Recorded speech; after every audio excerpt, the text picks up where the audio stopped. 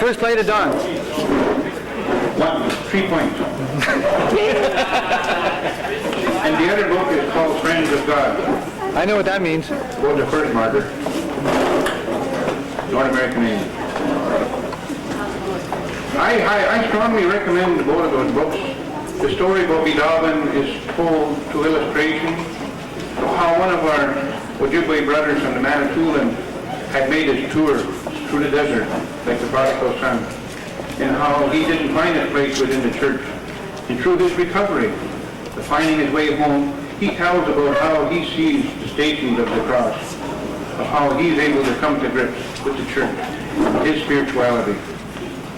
It's a very good book on meditation through the stations of the cross, through the stations of our suffering in life. The other book is about Friends of God, the story of Joseph Chiatinwa. I strongly recommend that also for those of us who are dwelling, seeking for our spirituality. I find it very helpful both for a native and non-native person. Especially to this troubled time today, to find the meaning of church. We're all looking for a strength. For that faith goal, the little mustard seed. And also, Sarah, the little peacock in the corner, Sarah Hasn't has in a good sense, Sarah has her own book she's put out, the vignettes, the stories of Cattery to Gagwita, through Sarah's interpretation. And also tomorrow morning, the weather will not be permitting to do any ceremony and service outside. So rather than let you down, we'll try to accommodate you by having something within the hall. We call it the sunrise ceremony, and the sunrise is quite early even when it's cloudy. I didn't find it out until I was up in the plane and you see it's bright up there. However, knowing that a lot of us will be rising a little later, we will greet the morning at that time. 7 o'clock Indian time, that's going to be a little later. Yeah, roughly between 7 and 7:30. 7 and 7:30. Yeah. Indian time? Yeah. But I can make it for 9 o'clock.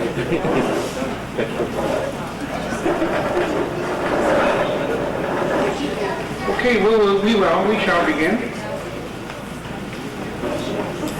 And before beginning, I'd like to introduce a good friend of ours, David Oliver, from the Bible Society, Canadian Bible Society.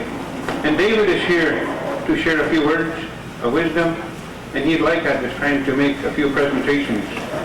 And I'll let him. David? I think he's able to speak for himself. He's a big boy. Thanks very much. My only difficulty is I've got my back to somebody. However, now, when one of those people is John, Father John, I will wonder whether he could be making some sign, but we'll trust.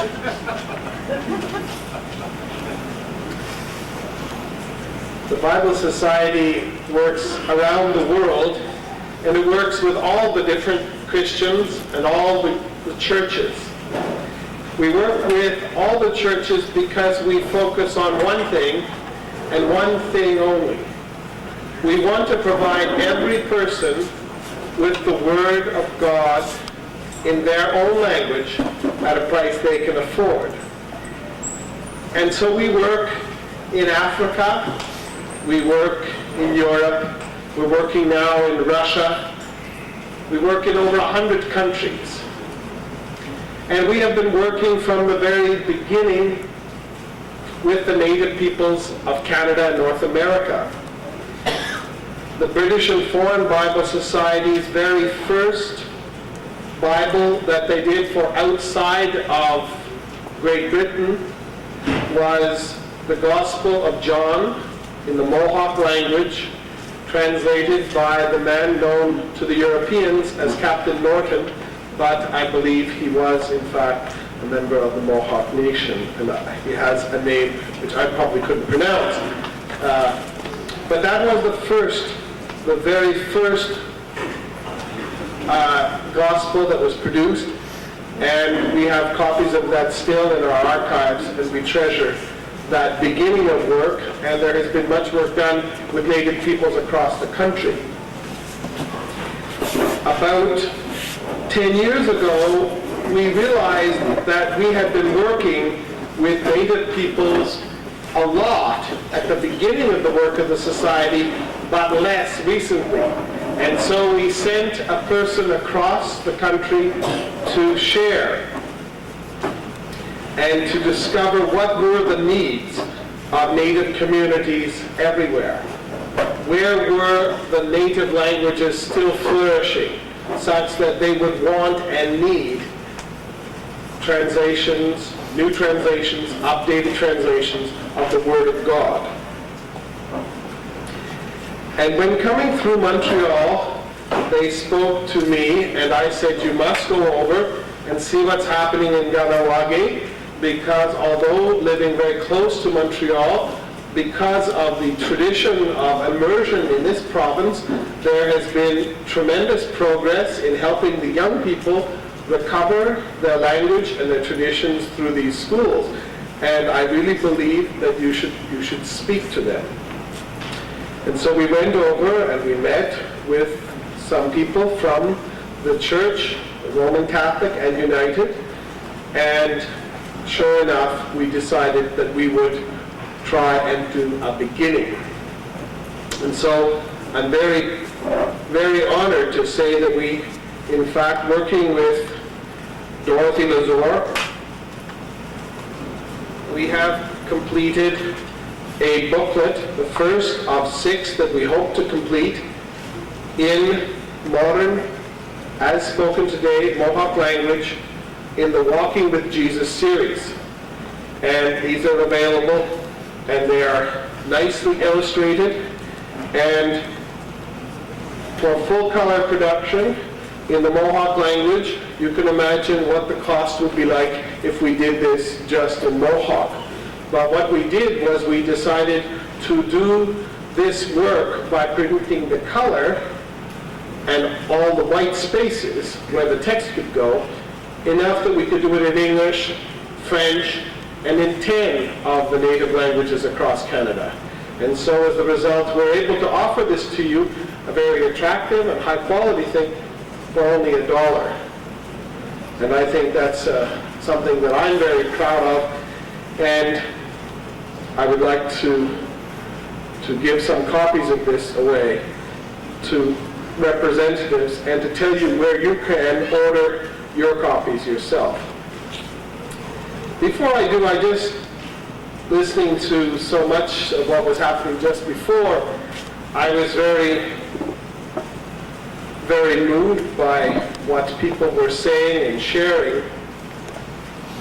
And I'd like to say that in my work with the Bible Society, I have recently had the chance to go up and visit with some of the Cree communities, first of all in Mistassini, and just about 3 weeks ago in Waskaganish on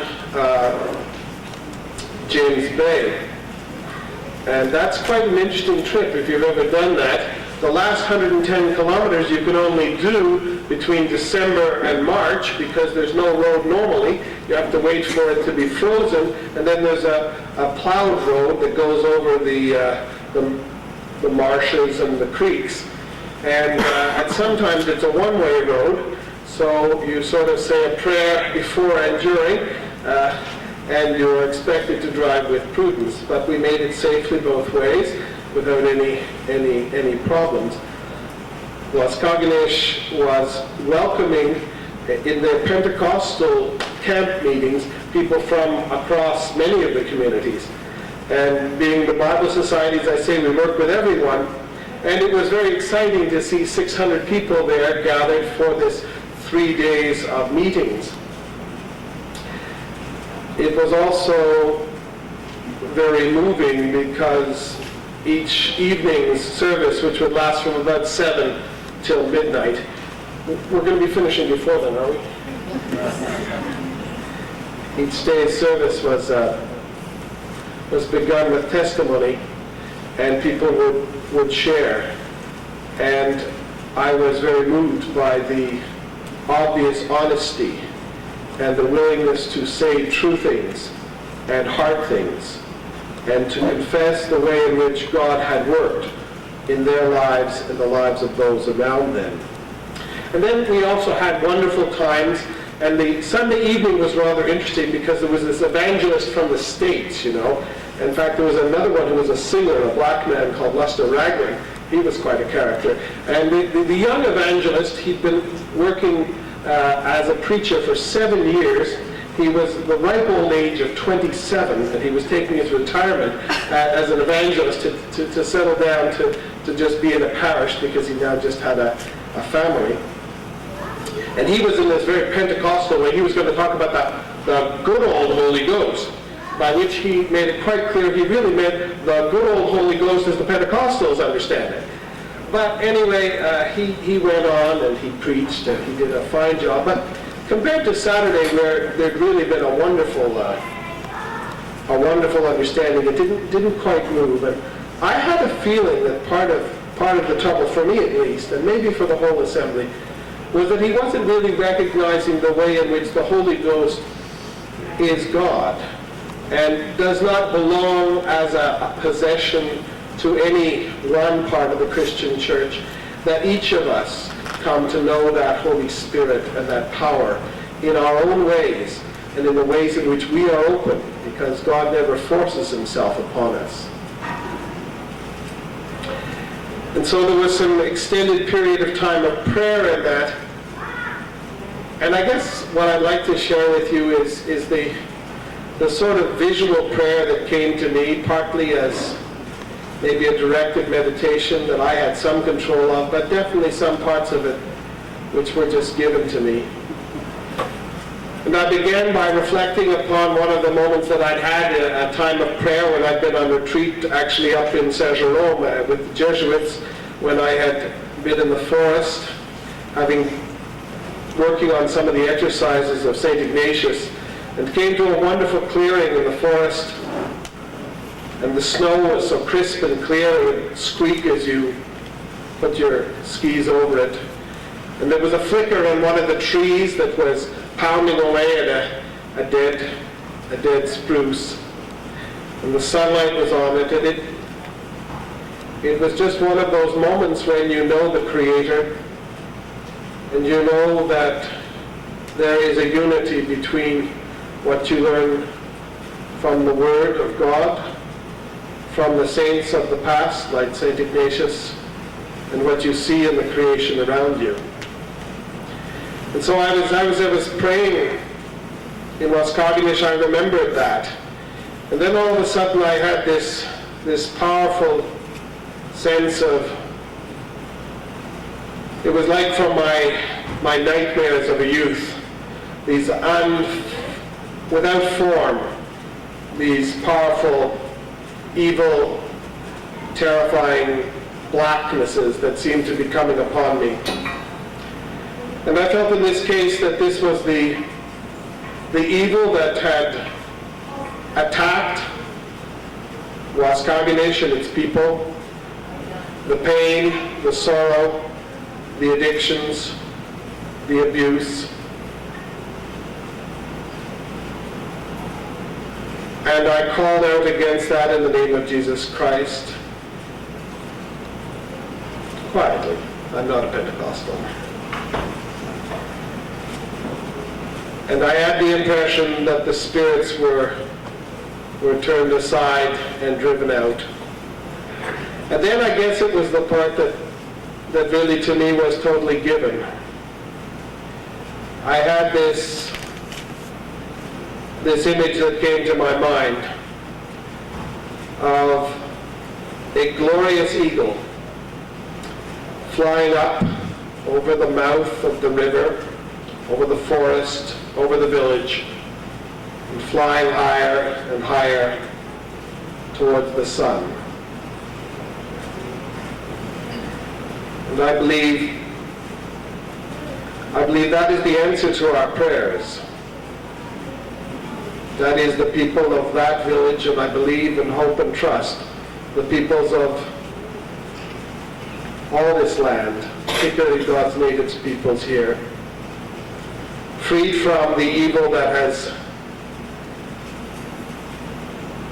attacked and hurt, restored to a full sense of awareness and power and joy, flying up in strength in praise to the Creator. So I wanted to share that with you.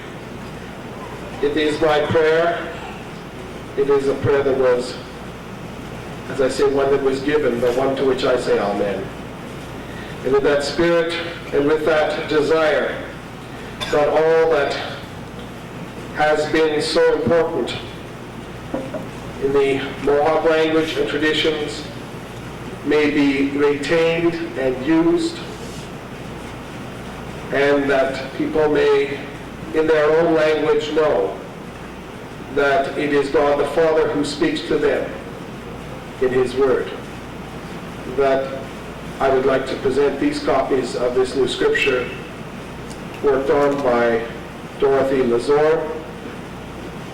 And it is in fact a translation which, when she was in Agwasazli, she apologized for. She said it's in the Ganawagi dialect. So here I have to make no apology, nor would she.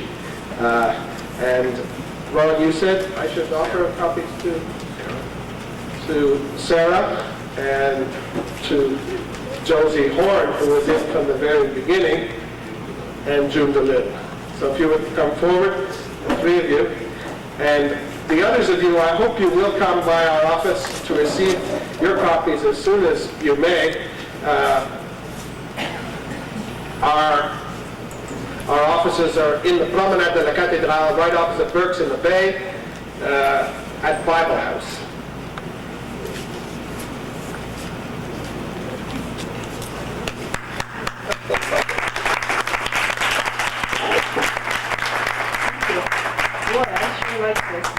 Dorothy Lazor is my first cousin.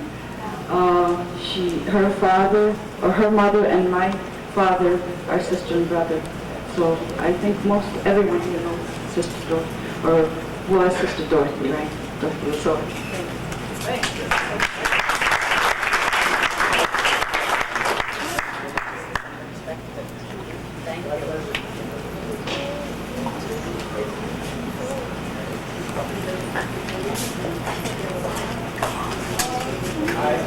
I thank you for that.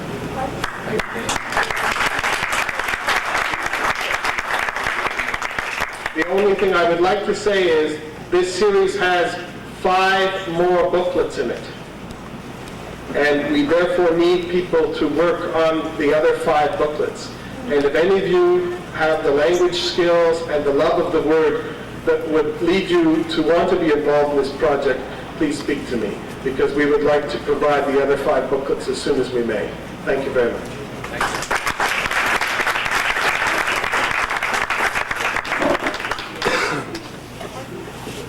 We are going to spend the next hour or so to sharing questions with each other from what we've been sharing over the past few days, to allow you to, if you want to come and use the microphone and just say a few reactions. The only thing is, an hour goes by very quickly when we're talking among this number of people.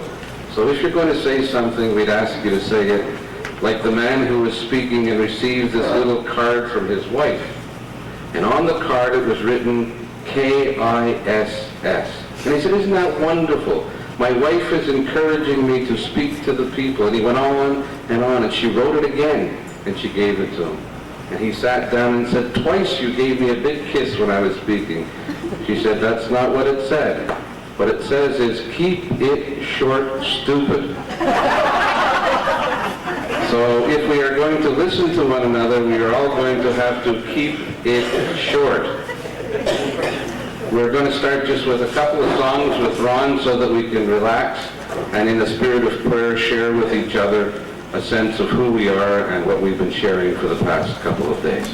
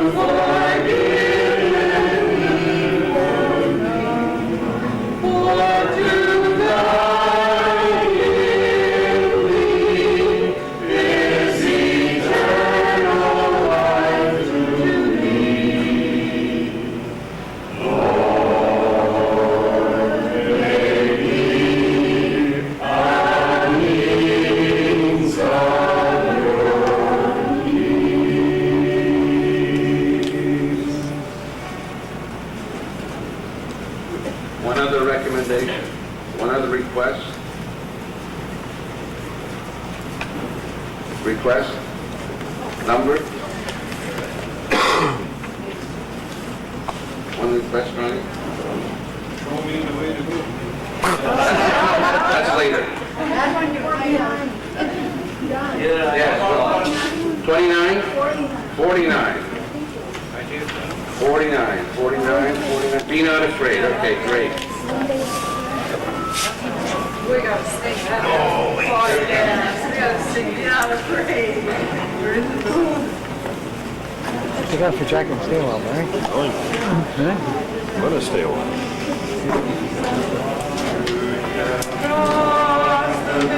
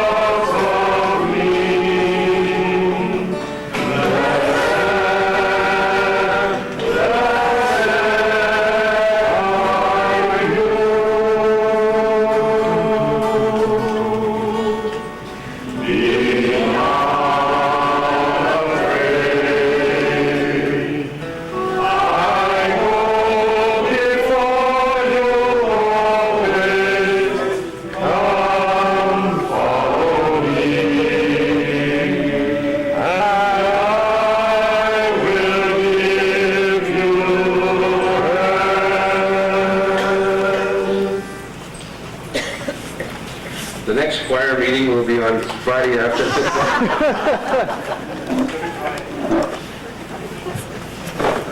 So if anybody would have any questions to address to somebody who spoke, or address a question to all of us, feel free to come and speak to us from the microphone.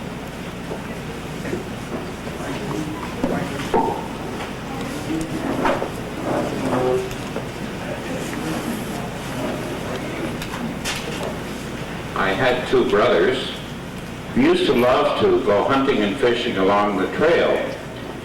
And one dance was mentioned here, and it was called Shake the Bush Dance. This brings back memories. If I were in front of my brothers to the trail, I would sometimes brush against the bush, and it would whip back. And he, I would go on ahead. Another experience was going again through the trail with a branch overhead and just past the branch after a heavy rain and give it a good bang. I was wondering if the Shake the Tree dance had anything to do with this humorous aspect of the bush. Anybody? Sarah? Alan? Okay. That's that answer. Next question.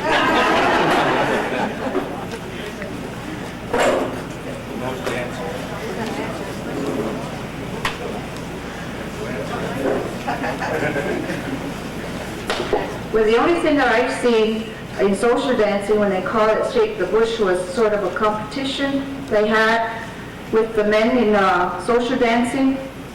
And I think it was, a competition on how fast they can dance. And that was the impression I got. And that's what they call this dance, was Shake the Bush. Dance fast enough, you can shake the tree that's everywhere. And those, when it's a success, will get on the bandwagon. Just remember that. Anybody else who'd like to share either a question or who would like to pose a question to all of us, feel free. It's your floor, it's your circle.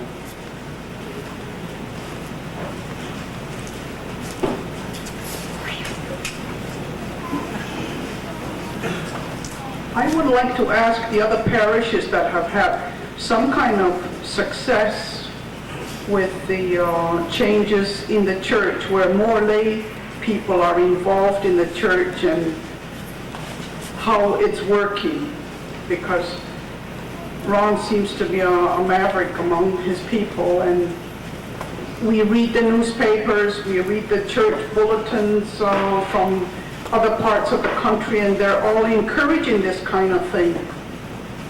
I'm just wondering if anybody can share how they're succeeding in their own parishes. It doesn't have to be the Catholic parish. How are the lay people accepted in the church?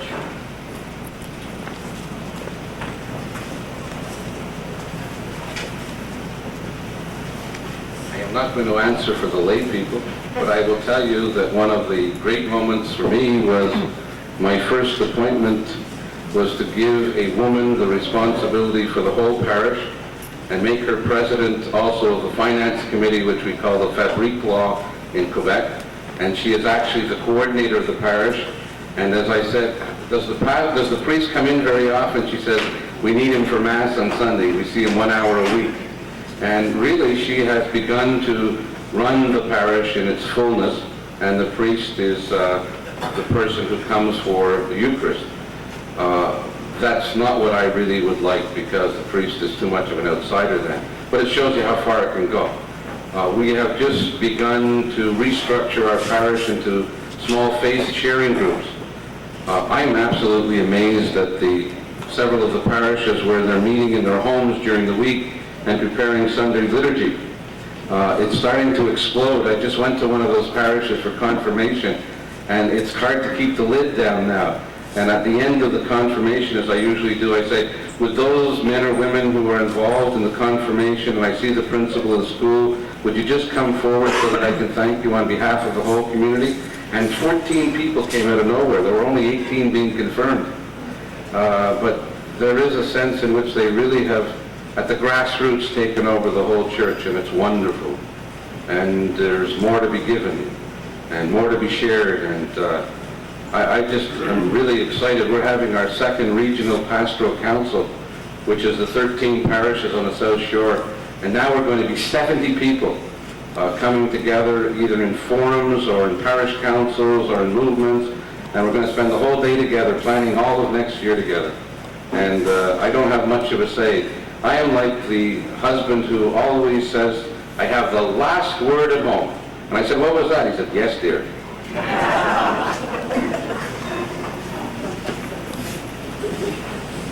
I'd just like to add something to that response that John just gave. Last week, here in the Diocese of St. Jean-Longueuil, we had the first Wardens forum or get-together in the past 21 years. Name and parish? Oh, Tom Bushell from Holy Cross Parish. You want me to say which table? You have to have been there. You have to be a Crusader to know that one. But last week, the bishop and the auxiliary bishop, more specifically Jacques Bertheret, challenged all the lay people, about 350 of us, French and English wardens, that are responsible for the financial, administrative areas of each parish, to turn around and take more responsibility within the church.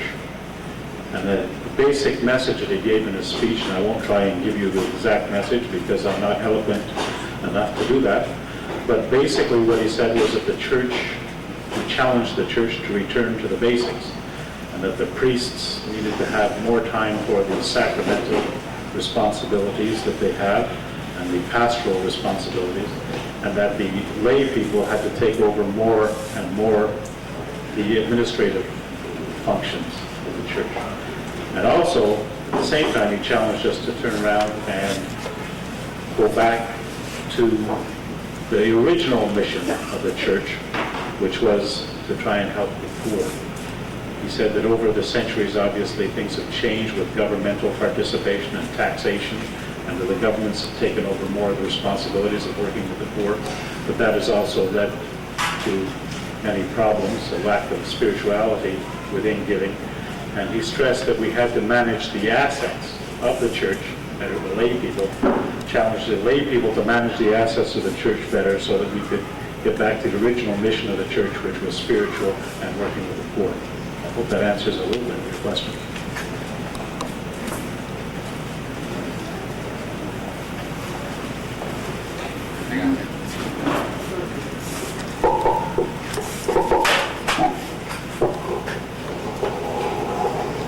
I'll try to make it as brief as possible. I want to respond to the question that was raised about the involvement of lay people in the church.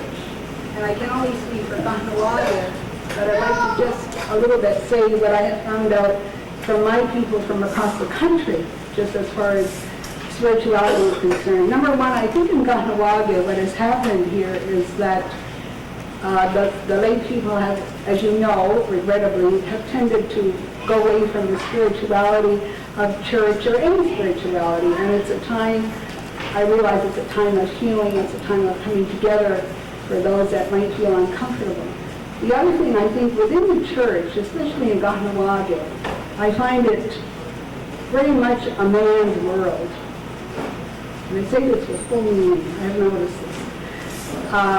I wonder how many people we're not all the, hands like this and going down the aisle every Sunday. Remember that. But we are all the people of God. And I think you have to go out there and see the people. As I said to Father Sears when he first came here and he's not here, get yourself a bicycle. Go from house to house, ride that bike. If you don't walk, ride a bike. Because that way you say hello to everybody on the street and how they are, regardless of what denomination or religion they belong to.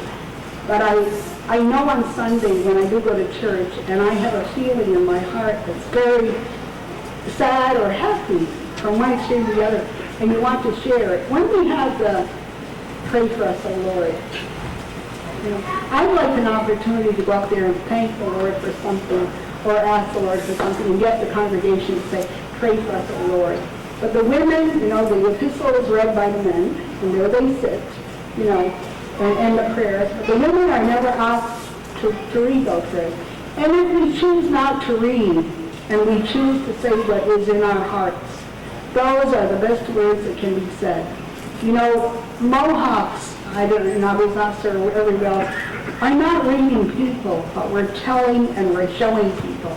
We have to show you, and we have to say from our hearts what we feel. And that's one message I bring here.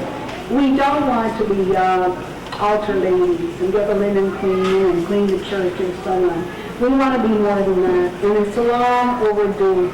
I think that ever since I was a child, I wanted to say what I felt. But no, you can't do that. Okay? We were told that. And I'm not making a story. What I have found about spirituality in my work across Canada with Native people, I have, over the years, seen a loss of spirituality. And it wasn't only the crisis in Kahnawake and Ganasadaga that caused it. It was a long time coming, and I saw it coming. And I shared this with somebody just the other day. I go to Ottawa, I go to different places and attend a lot of meetings. And it never bothered me. I love saying, God bless you. Every time I spoke, whether it was about politics or whatever it was about, my conversation, my talk would end, go in peace, Nyanko, God bless you. And I went to Ottawa about 3 weeks ago at a small meeting, just for women with disabilities and so on, and I'm very active in that cause because we're differently able and we should be involved in what the world is doing. And listening to 6 other women, and I was the 7th, and I thought, my God, where's the spirituality gone? You know, I said whether it's God, Allah, you know, or Jesus, my Creator, my Great Spirit, but it wasn't there. And I did my little bit, and I looked around and said, I can't say God bless you, because they looked like they wouldn't respond to those words. And I regretted it, but later on, I guess it was the next day at the meeting, I told them my feelings. But they're bitter people. My people are bitter people. And what we have to find out is why. Why. They have to share that with you. And you too. Don't just believe what you read in the papers. Go amongst them, like John does now in Kahnawake. I'm glad when I see him driving down the street and I know he's going to attend to somebody or get involved in my community. That's what we need the clergy for and the deacons and so on. Don't stick to that one little group. Go to my people who are the Longhouse and say, can I come to you? Can I visit you? Can I just come? I won't say anything, just, am I welcome? Ask. And they'll say it's okay. I've done that. But as far as the women in my community, and maybe elsewhere are concerned, get them involved. We have as much to say as men do. And we know it's going to take a long time to get over that. As I said the other day, you know, the religion was dominated by the male society at one time.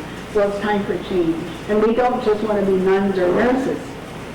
We have to be more than that because we have much to give and much to say.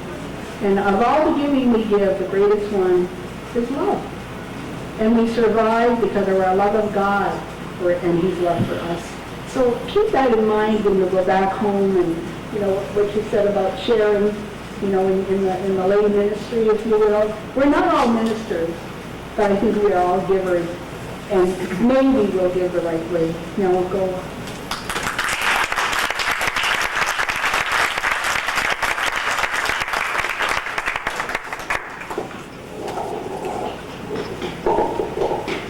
You can give the homily anytime in my church, Jim.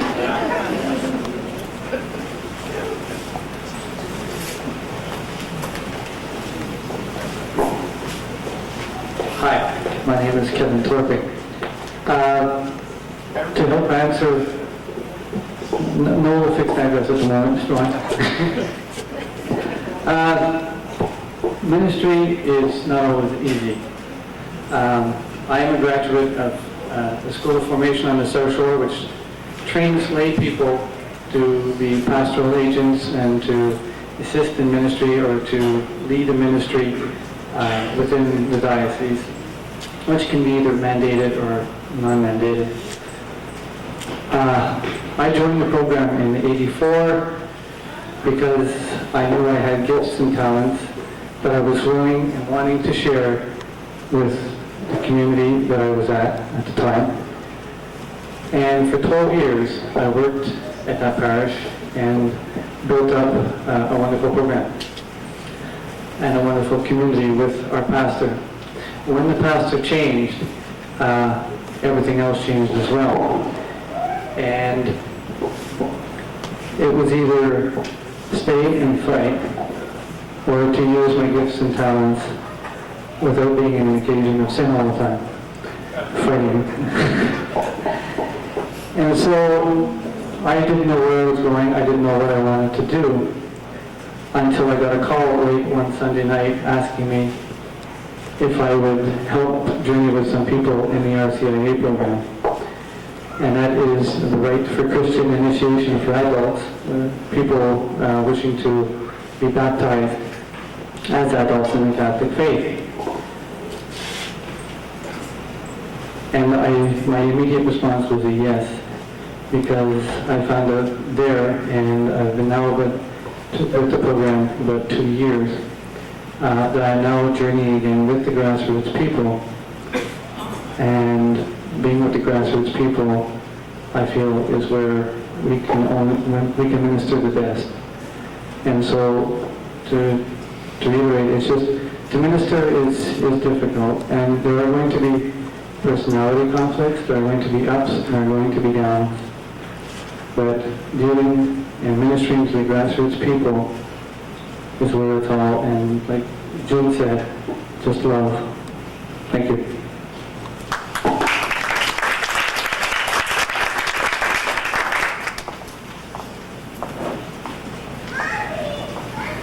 I feel I really have to answer that question because I am a woman and I have been a pastoral agent in the Diocese of St. John and Gale for 8 years. Roslyn Snyder, St. Mary's Parish, Greenfield Park. Yes, it is a man's world, and they don't often let me forget it. No, that's true, Father. I have learned to work with that because I understand the men that I am working with are also growing. This is new. They are not accustomed to me being doing the things that I'm doing in the parish. And every time I have a new pastor or assistant pastor to work with, it can be quite a challenge in the adjustment period. And in 8 years, I have worked with 7 pastors or assistant pastors. And I felt for a very long time that I did most of the adjusting. Yep. Now, I don't feel that way anymore. And that is not their fault. That is because I have become more secure in who I am and what I am, and that the Creator has called me to do these things. And I trust in Him, and that has been my biggest lesson, is to trust in Him more and more. While I am up here, and it's worth it, so go through the struggle. While I'm up here, I would like to give a very, very special thanks because I have to make a confession. I came here because I thought I was being nice. I love Ron and Sheila, and I really thought that, they were making this big effort and that it would be very nice of me to support them and come. I didn't for 1 minute realize how much I would be ministered to. I didn't know that my circle would be filled, the space in my circle would be filled. And for that, I say thank you, and God bless you all.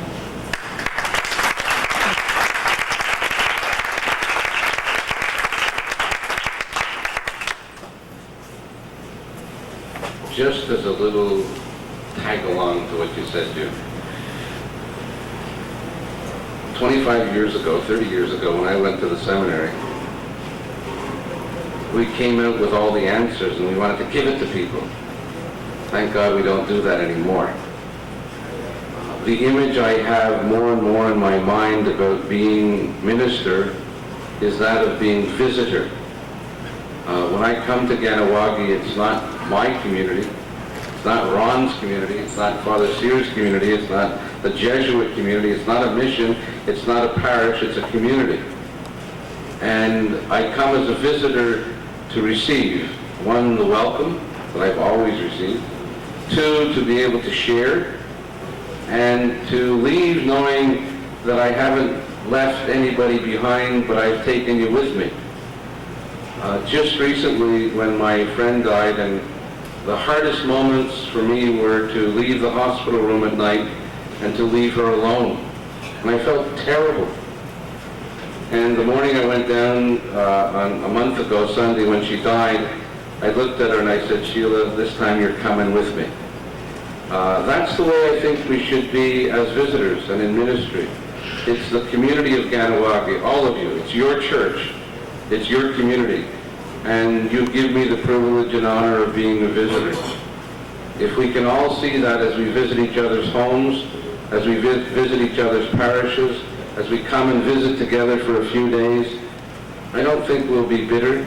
I don't think we'll be hurt, because I can't be hurt. I just came as a visitor. And you know what happens when I think I'm a visitor? You always put on your best face. You always put your best foot forward.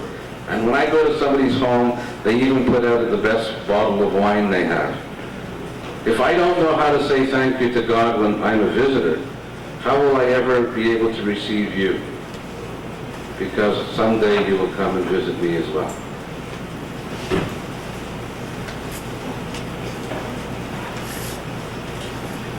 I'd like to be able to say that, nobody asked me for my name. I'd like to be able to say that I too am a visitor. And I think that's a point I'd like to make to the people here in Ganawaki and to my friends from Agudas. That the deacon is not ordained, the deacon is not assigned to compete with the priest. And I think the reason why I followed the Lord's calling with true long discernment. I was invited early in life, as all my people in the north were called to ministry.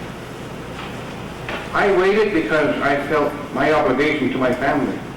It was only when my baby turned at a certain age I felt, okay, I can leave home to travel.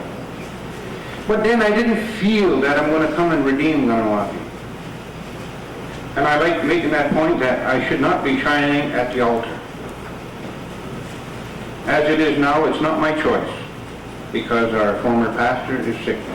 He's unable, he does break the bread, but it causes me to do the homilies. We have 4 masses a week, so we get pretty well massed out. Thank God it's only every second week. So it gives me a chance to meet other people and do ministry outside. I just want to share to the people, the deacon is not a replacement of a priest, and it's not to shine at the altar. And it's not to say the deacon does everything. I do a lot of my share, whether it's baptisms or funerals and marriages, etc., etc. Most of my time is visiting the homes. Some of the fathers says, Ron, you didn't finish your first Friday. So I start Thursday morning. Sometimes I'm more than half a day in a home. I think that's what it's about. Not dropping a host in here to the body of Christ. But they're looking and they're feeling. And I can only say I feel now, finally, after a while, this must be ministry. Being with the people.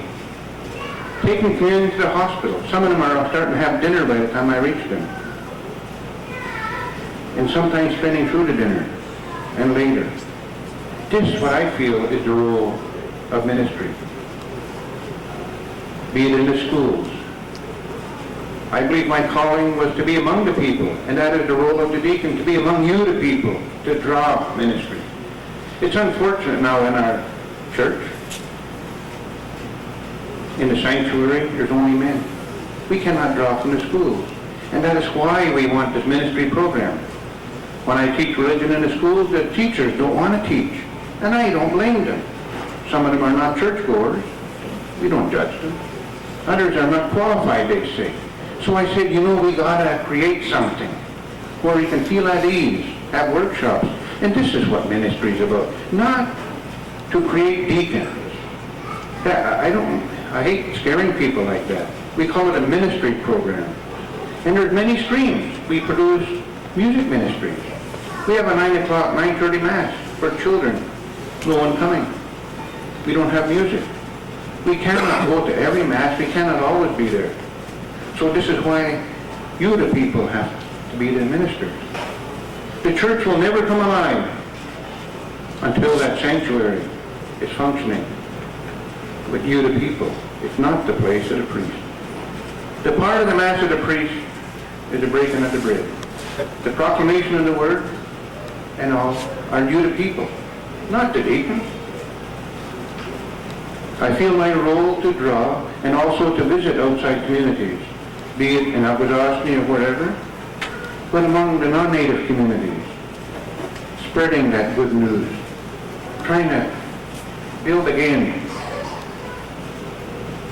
that line of communication from our place to the outside.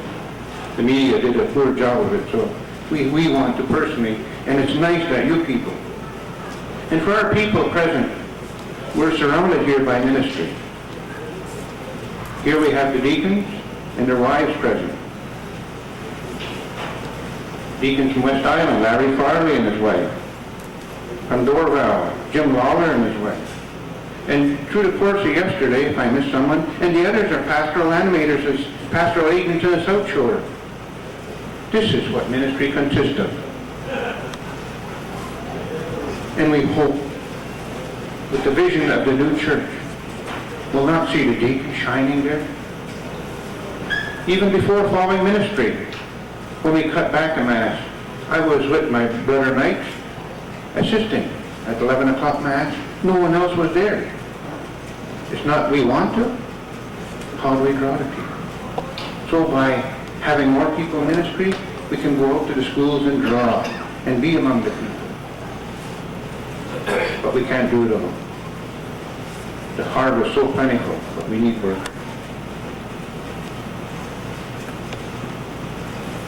St. Francis Church here in Ganawagi. I'd like to add on to what Ron said. In the last few weeks, I've been trying very, very hard. I've asked the teachers at the Catholic school if more of our children would serve the Mass so that I wouldn't be doing all the Masses myself. I do the 8 o'clock Mass and the 9:30 Mass. And I feel that the 9:30 Mass should be the children's Mass. And in church, there's only a handful of children. Ron can attest to this.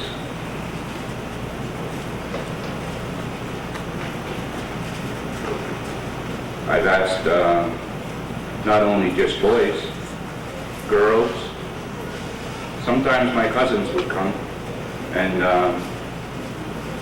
serve the Mass. I've also asked Father Sear at one time if it was possible, if more readers, maybe we could ask more of the, like June said, maybe more women to participate in these, in our church. And nobody seems to answer the call when we ask. I might feel that right now that I felt that June was sort of looking at only that the men were doing it. It's because it's only the men that are answering the call at the moment. If more women would answer the call, I'd sure be glad to stand on the side and help them along and share in the readings in our church. And I also am very happy to see many of my Cursiistic friends that came and supported us this weekend from outside. As you know, we are, since last fall, there has been about 6 or 7 Cursiistics, right? Yeah. It's a new program for us. And I also thank Father Walsh and Ron for that. It was a great enlightening me for myself, and I'm sure for my fellow Cursiistics from Ganawagi. So, June, I don't know. I hope more of the women would participate so that they would also share with us and help us. I would be glad to help. And like I said, the 9:30 Mass, we should get more children back. I don't know how to do it anymore. I've talked to a few teachers about it, and they said they've asked the children, and there's no response. Thank you very much. That's all I have to say.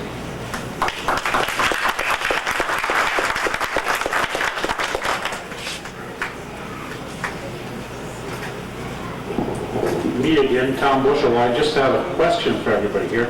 Ron has arranged or has been filming most of the seminar, and hopefully we'll get a copy of the first part, I believe, there, Ron. So we should have the question I have for everybody is how many people would like a copy of a tape of the seminar, a video, VHS videotape of the seminar? And if you can think it over and maybe see me later, you can give us some idea of how many copies we need to make up. And to just elaborate a little further on that, I'd also like to take this opportunity to thank Ron and his whole team for having put this seminar together. Fortunately, I couldn't attend yesterday, but I really believe in my heart of hearts that there's a significant need for this type of time spent together. And I go back to Thursday morning to the opening and think back to your Chief Joe Norton message. The one thing that came to my mind when he was giving it was that it was an absolute shame that the whole province of Quebec and maybe parts of Ontario and also New York State couldn't hear that message. Because as somebody alluded to a couple of minutes ago, our media of all types, press and television and what have you, have failed us all drastically. And that the type of message that we heard from both the chiefs, Chief Mitchell and Chief Norton, was definitely not the message that's getting out to the general public.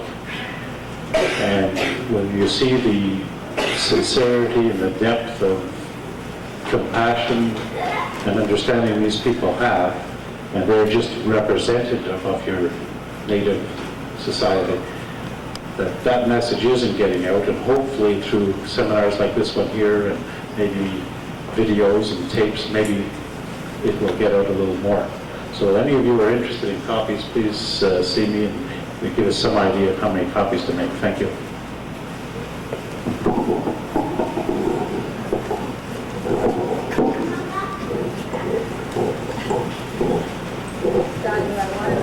Only another little minute. Please, I didn't mean for this to be a man bashing the words that I was using, but it was important to me. First, Ron said something here too, and I was wondering, am I guilty of certain sins? And I got to correct him. I think that Ron being our first speaker in Kahnawake was one of the most beautiful things that could have happened to us. But Mohawks are not a demonstrative people. I don't know if you know that. I don't know if you from my organization will agree with me. But what we feel in our hearts is overwhelming. And the only way it comes out in me is I get emotionally teary-eyed. And I sometimes don't like doing that because they say only women do that. But I make no apologies, I do it. But with Ron being a deacon and Ron presenting himself in our church on Sunday when I do see him, is really something. And I have to say this, he has improved so much. You know, when Ron speaks when we have a funeral or something, he says everything you want to hear or what you know about that person. You know, it's difficult for a strange priest to come into our community and attend a funeral and say something in fond remembrance of that person. Father Elijah was able to do that. It's funny, it's sad, it's happy, it's whatever. And that was beautiful. And we wondered who was going to take Father Elijah's place in doing things like that. And Ron has done it. And thank goodness for that. And Ron has brought many new things to us. And we are very grateful for that. And when we see him, we touch his hand and say, good work, Ron. And that's our way of telling him it's okay and what he's doing is helping us all. The other thing I wanted to say is Gahnawag is, somebody talking about 9:30 Mass and so on. You know, and I see that too.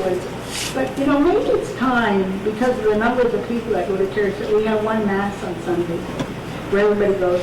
Maybe it's time that we bought a little organ for downstairs so we can all express our love in voice.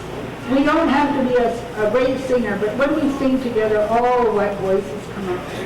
And we have to do that. I have made this suggestion quietly to my priests, but it's fallen on deaf ears. And this is not just this year.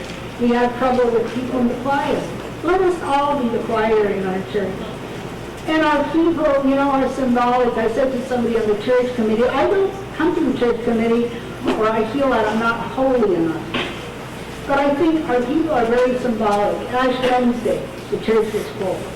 They came to the ashes. We're coming to the spring festival, the planting.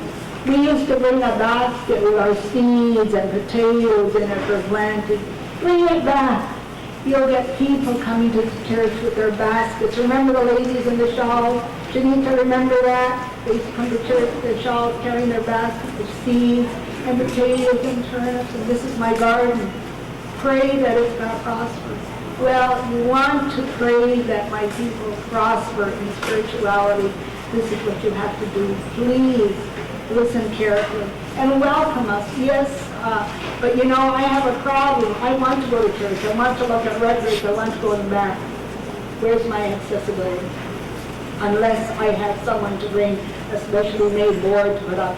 I want to walk in when I want to walk in. I can go into the church, but I can't go to the back. Allow me back. There's not very many places that anyone in a wheelchair can get in Gahnawagi, believe it or not. I'm trying to do something about it, but there's so much to be done. Although maybe there are 10, 12, 30 of us in a wheelchair, we too want to be out on that street. And I am, nothing stops me. But the others, we need help for them to do it, and it costs nothing. The best things, as the song goes, in life are free. My help to you is free. But allow me to go into the church when I feel like it, not when you want me. Don't make an appointment. That's the other thing. I can't see you today, make an appointment. Priest, don't, like you said, the priest doesn't have time. You have to have time. When I need you to talk to, I can't make an appointment with you. I need you now. That's it. Okay.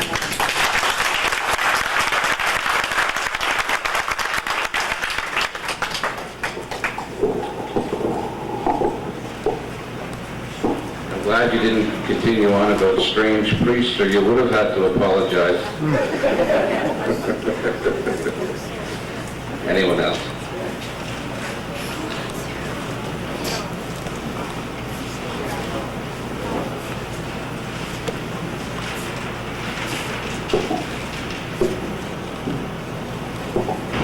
This does feel strange having people in it, but oh, Great Spirit, fill my mouth with worthwhile things, and give me a nudge when I've said enough. I feel that this is a new beginning, and what I like to think of this church as the new Roman Catholic Church that includes Native Americans.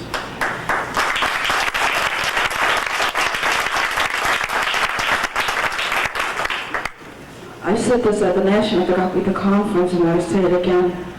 When we have our own leaders, like Bernice, you notice that I said Bernice's name first. She's a woman. And Ron Boyer. The people in our ministry, like the one that was here last night helping us with the singing, was from Gahnawag. And when our own leaders get up there, things start to happen. And when our own priests, deacons, and leaders speak, we can really identify that with their words, with them, because usually when they speak, it comes from the heart. I have a terrible time, believe it or not, speaking before people. I have to do a lot of praying. And yesterday, when I was called upon to be on a panel, I think I almost had a heart attack. However, with the prayers that went around the room, and I asked everybody for help, I survived it.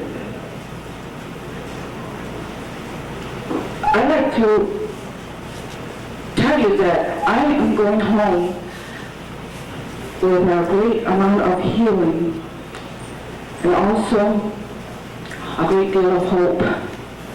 Hope that our church, this new Native American church that's part of our Catholic Church, is going to continue, and this was just the beginning. When people talk about getting up on the altar and sharing and helping, I don't know if many of you realize that we as Native Americans, and I can speak for Ganawagi, Ganasatake, and Akuzasna, find it almost impossible to get up and take the leadership role because of our shyness. And I think that comes from being beaten down so many years. And the strength and encouragement that I got from people only tells me that we as a church, from every race, once we help each other, there is nothing we can't do. Teresa and I are both lay ministers. We went through 2 years of training to be lay ministers. And even with all the training, and as far as I'm concerned, it was only a crash course in what we can learn about our church. But I did learn that being a part of the Catholic Church is not something that was supposed to be given, is being given to us by the white people. It's ours. And we have to take ownership of it. We have to be able to get off our duffs after all these years and start doing for our own. It's difficult. But then when we think that we were all baptized, and when we were baptized, we were all commissioned to minister to other people. And most of my strength, I guess, comes from the Gakuita, especially when it comes to speaking before people. When I think of the Gakuita, how shy she was, it was almost impossible for her to talk to another person, except for her friends and her family. And when a stranger came among them and asked them questions, she couldn't answer. It was only after a little time that she nudged her friend and asked her to answer the questions. So the Gakuita was shy too. When the Gakuita becomes canonized in our church, she will be a patroness, not just for people that are shy, but especially for Indians who are shy. She'll be a patroness for people who are disabled. She will be a patroness for people who whose eyes are impaired. She will be a patroness for the ecology, for our Mother Earth. She will be a patroness to all races, because she certainly is a great example.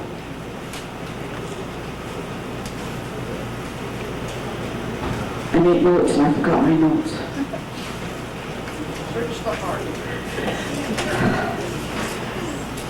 I think I have to have a break. I'll come back.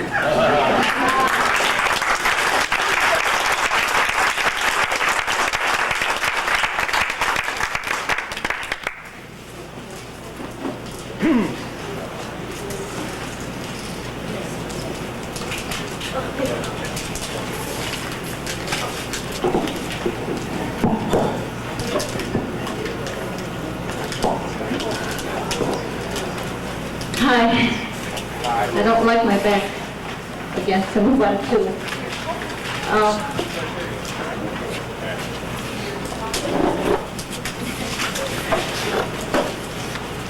And Sarah was telling you that we are both lay ministers.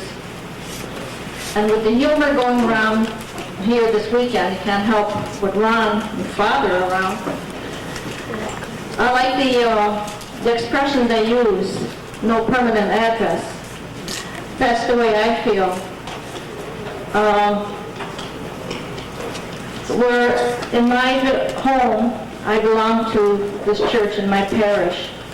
And when I became involved with Blessed Galilee, I was working at St. Lucy's Church with the Native Americans where I was commissioned to work. And I found that most of my time was spent with the people there in my ministry and my people. And I knew that I couldn't serve two churches. And so I left my neighborhood church and never did sign up, registered to St. Lucy's Church. And just working right along with the people anywhere that I was needed is where I work. So recently we left St. Lucy's Church and the Blessed Galilee de Cacuita committee that we were involved with at that St. Lucy's Church. Sarah and I went to another church and started a prayer group with a few girls, and that I've never been involved in the prayer group.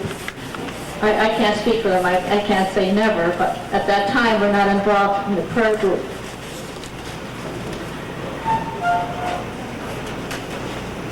No permanent address.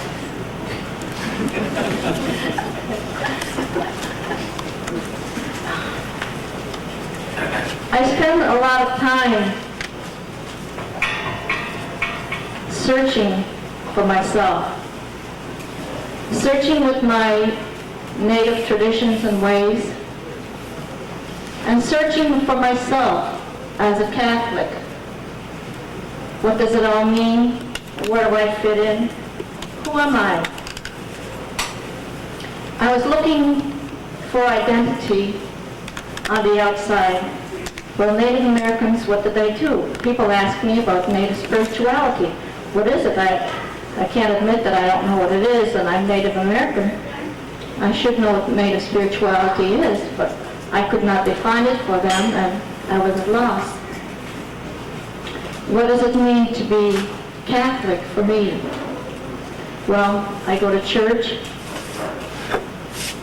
I pray, I try to raise my son in all the ways that I know of the Catholic Church.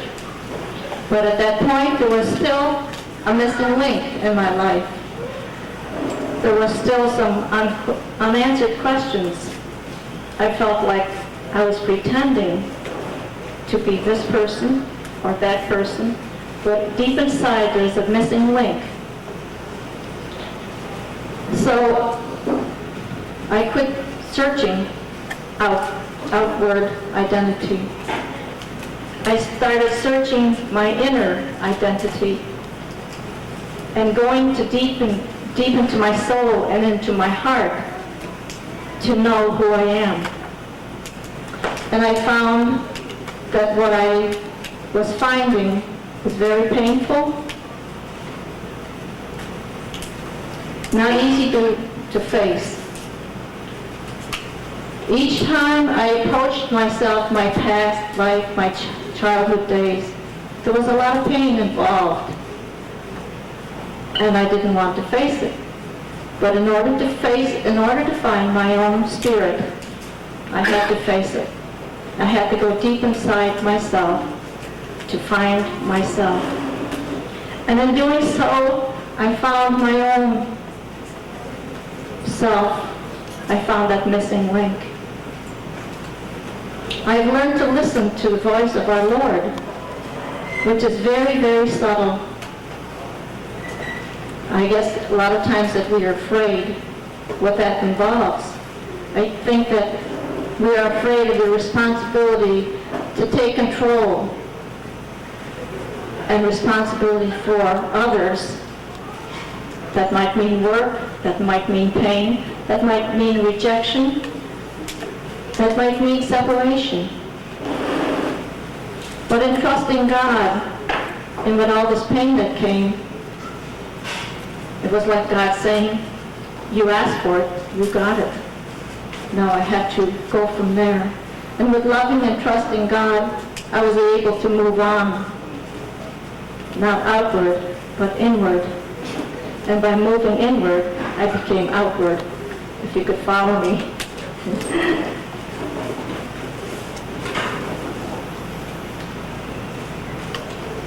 I searched for my heart. I'd just like to interrupt here for a minute. This is how you separate the greenbacks from the elders, is this. So, I'm not an elder. I got the notes. Get that up. Get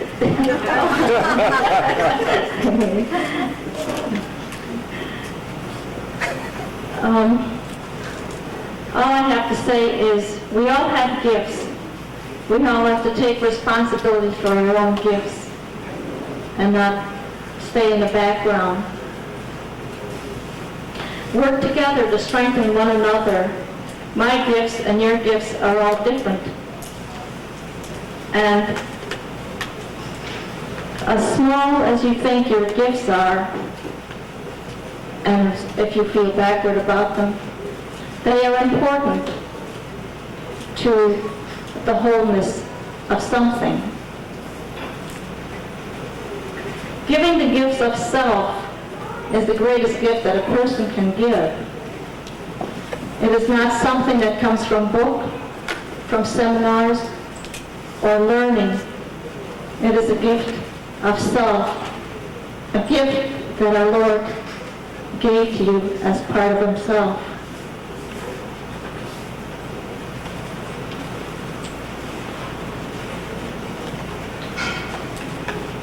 It's this motivation that our Lord calls you. It's not something that you decide to do, but you listen to the call and go ahead with it. It's a gift that you have to offer, a gift given to you.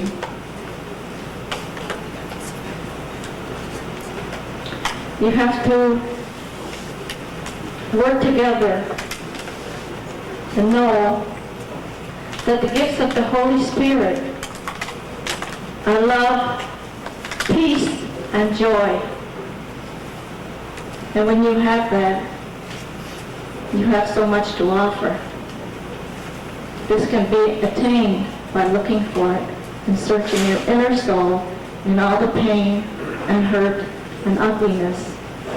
There is this beautiful gift, but you have to travel through this mire, I guess they call it.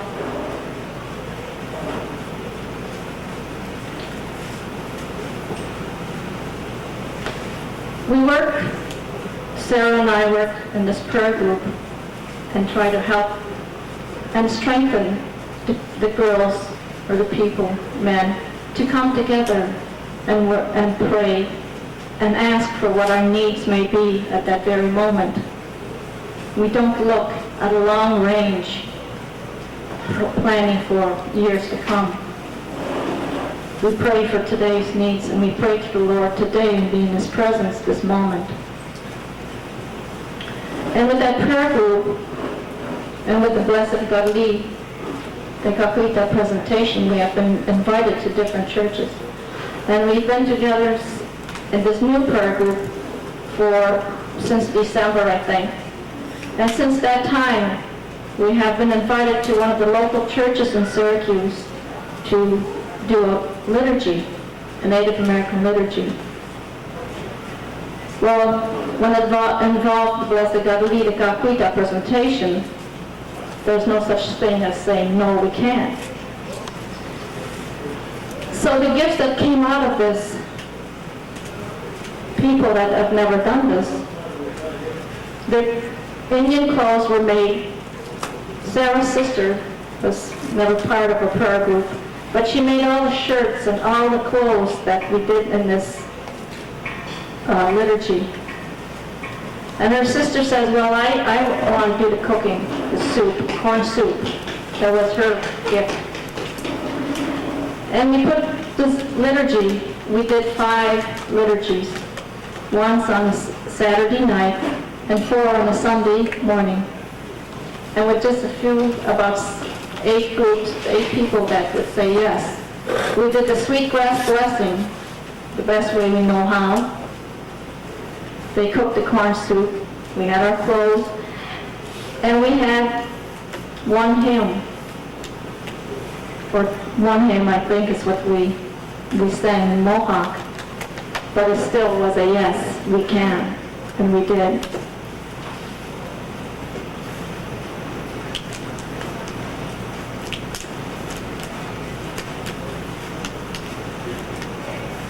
We all have something to offer.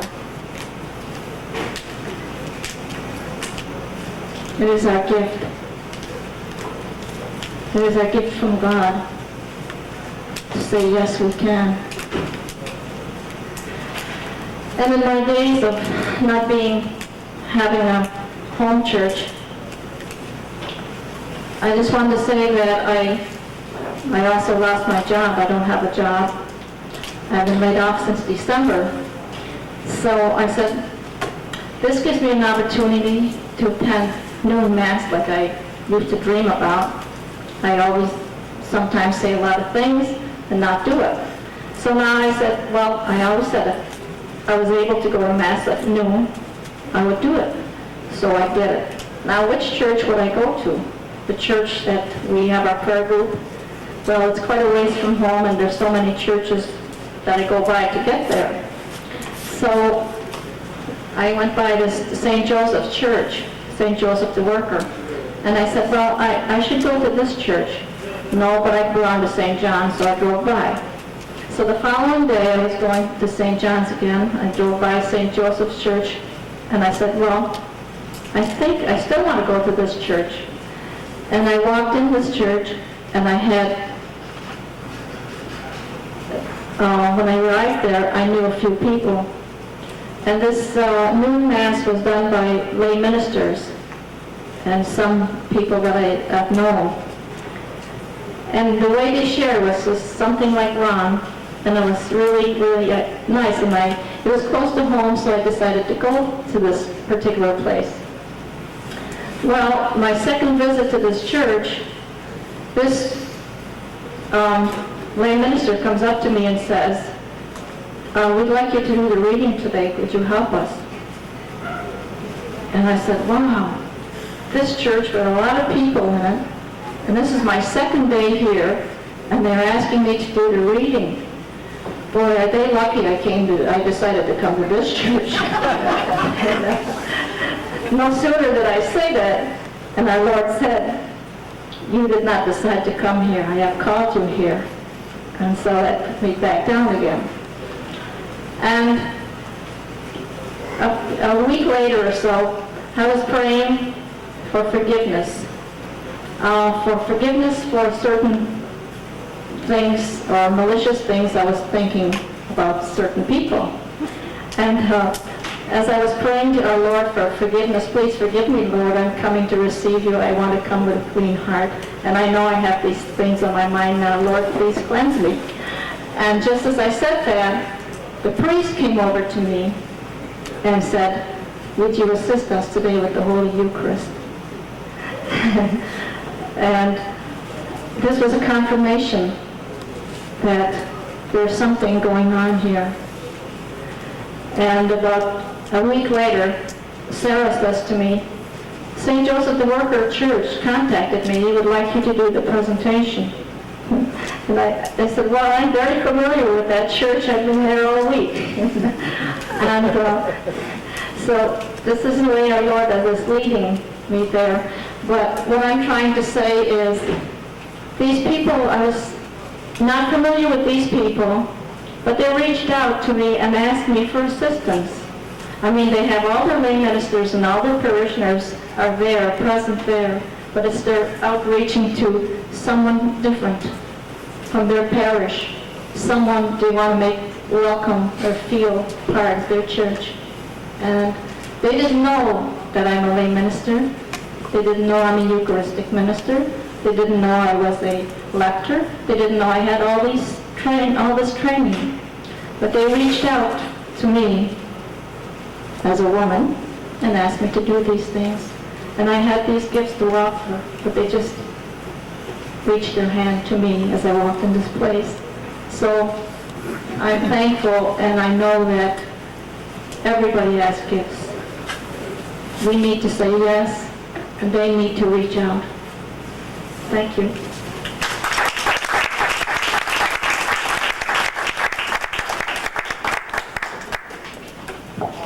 Would people mind standing, please? We're going to end the seminar, which ends really tomorrow.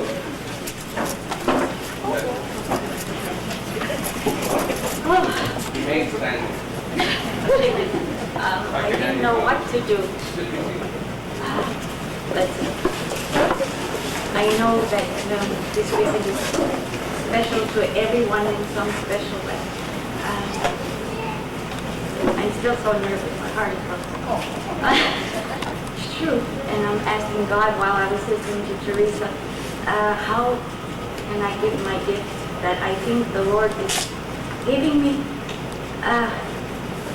and not offend any particular religion.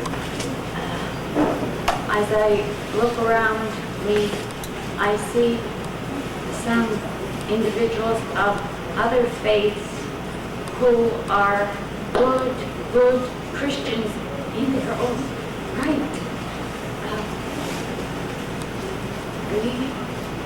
I think on the greater part are Catholic, but everyone here is Christian just by being here and searching to be better Christians in whatever shape, way, or form that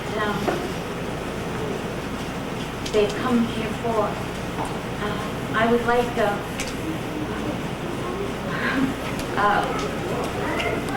if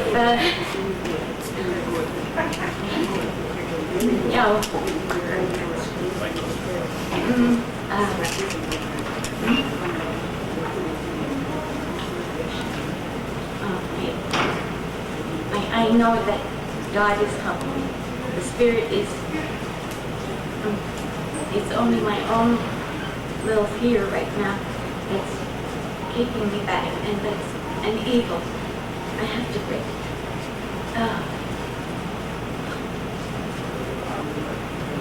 Over here, on this side, there are wonderful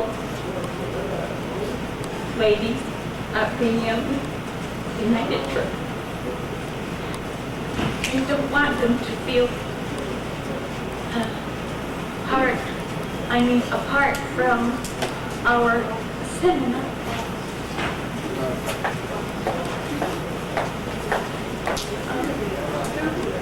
No. And if I'm missing anyone of any other tradition, faith, don't think I'm keeping it out. I just can't at this moment.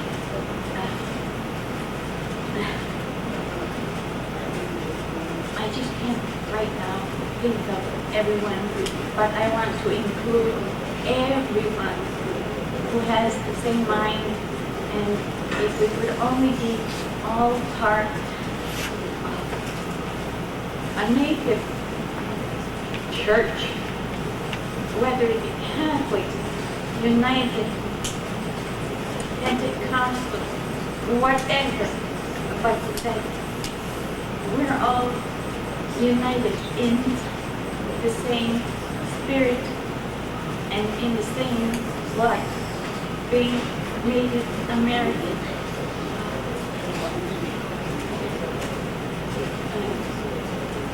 All the white people who might researching, or whoever still might be searching for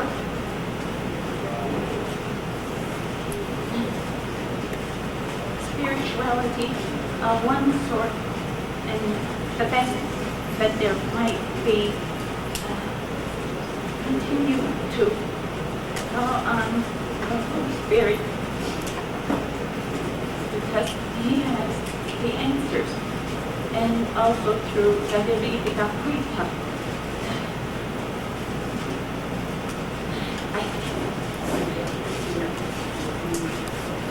Hello.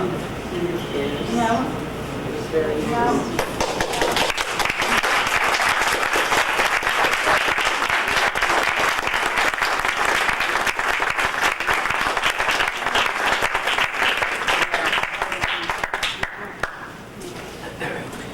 I would also like at this point to thank the people who were responsible for this seminar.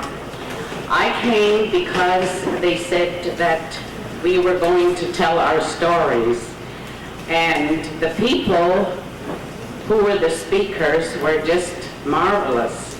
And I had planned to come just for the first day, but it was so interesting, the speakers were so interesting that I just had to come back again.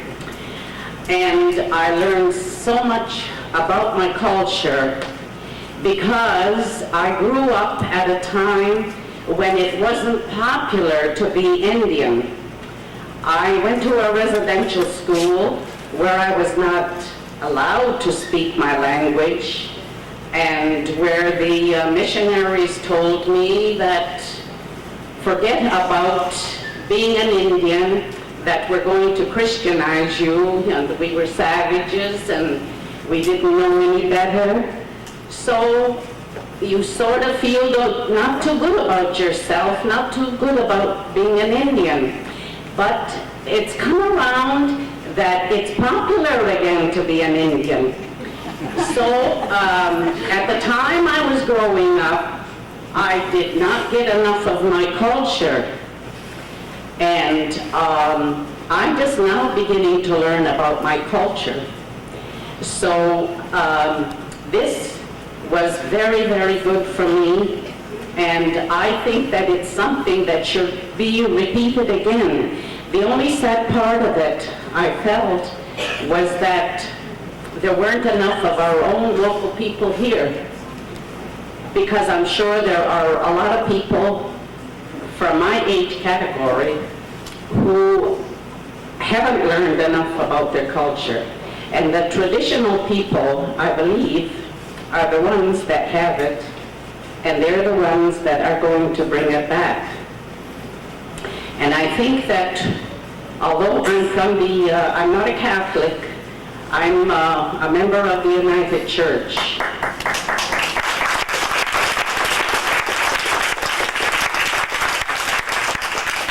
But I think that what the Catholic Church is trying to do is to combine the two cultures, from what I understood here today, which I think is what is needed at this time. And I think it's something that most of the native churches are trying to do. I know that in our church, we just had a conference in our church, and this is just about the same path we're traveling on. We are also trying to do the same. So I believe that we are on the right track. And I just want to thank the organizers again, and I think that this is something that maybe should happen again to bring the people together. However, this time we should put our heads together and try some way to motivate the people to attend. And I felt that last night was just beautiful.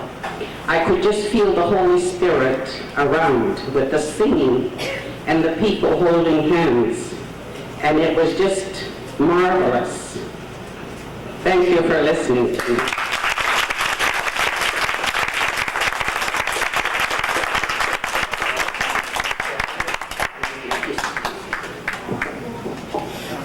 It's just that there's not many opportunities we have. John, run. The kitchen staff that has been so wonderful to all of us.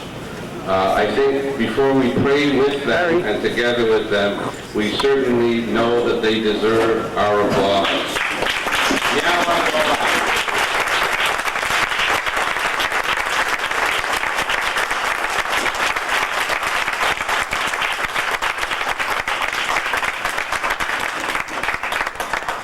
Not as a final word, but just know that we still have the social evening together tomorrow, and we have the celebration at church tomorrow at noon. If you are not there because you are United Church, the prayers will go to you, believe me, in Thanksgiving. What we're planning to do is go to our church first and then come to the... You'll be more than welcome.